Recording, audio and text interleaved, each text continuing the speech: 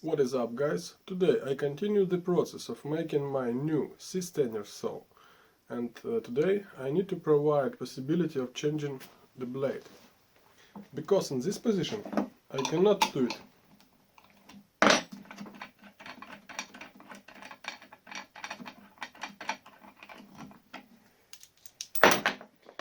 I've made the gap too small.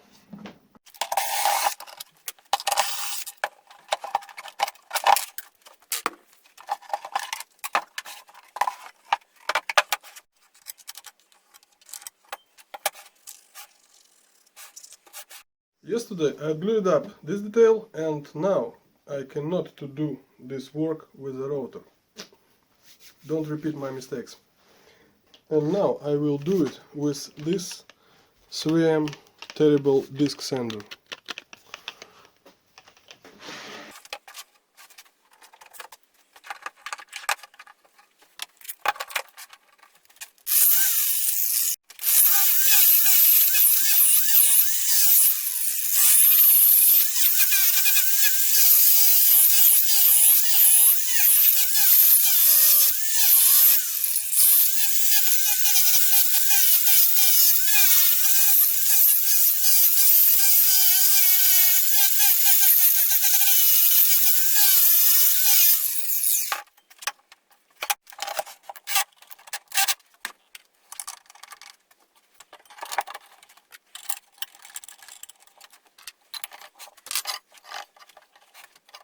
The problem is solved, and now I can change my disc saw blade in this upper position.